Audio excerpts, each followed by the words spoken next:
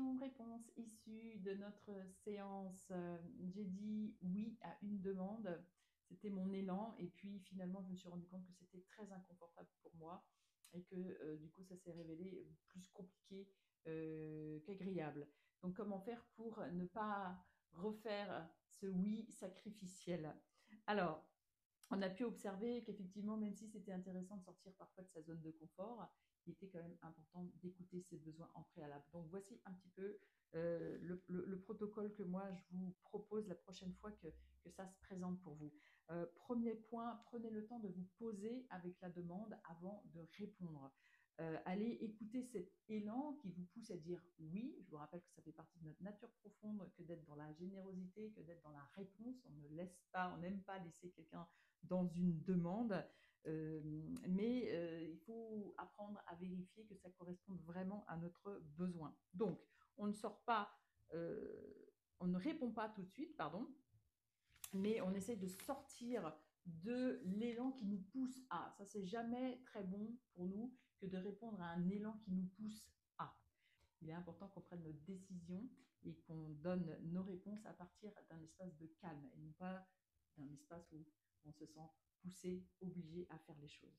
Étape 2, donc je prends le temps de revenir dans l'espace d'observation de ce qui se passe à l'intérieur de moi à travers l'interface de mon corps. Donc je vais déjà observer que peut-être que je suis dans l'hyper-empathie, peut-être que je suis dans la sensation d'obligation à répondre à l'élan, et je vais me poser pour observer mes besoins. Ça, c'est une manière de se traiter avec bienveillance. N'oubliez pas que vous devez vous traiter avec la même bienveillance que celle que vous souhaitez apporter aux autres. Donc, qu'est-ce que je suis en train de me raconter quand je suis dans l'élan de dire oui à cette demande? Troisième étape, je vais continuer d'écouter ce qui se passe à l'intérieur de moi et aller observer quelles sont les différentes parties qui viennent s'exprimer. Soit il y a un oui qui perdure plusieurs heures, plusieurs jours, mais un oui qui se stabilise et qui se transforme en paix. Soit je ressens qu'il y a potentiellement des tensions, et là, c'est important que j'aille écouter ces tensions parce qu'elles viennent révéler des besoins qui ne sont pas satisfaits. Donc, il peut en plus y avoir des parties de vous qui s'expriment de manière contradictoire, c'est ce qu'on appelle un conflit intérieur, et c'est important que vous vous posiez pour venir écouter les différentes parties sans leur couper la parole. Ces différentes parties vont vous exprimer chacune leurs besoins.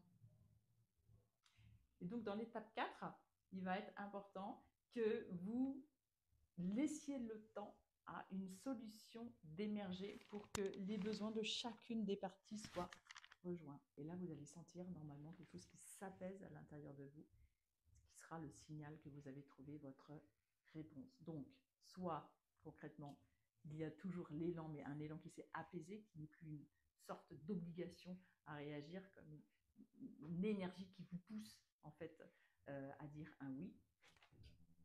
Soit vous avez eu l'émergence d'une solution pour que vous puissiez répondre oui à la demande, mais en ayant préservé les besoins qui étaient venus s'exprimer.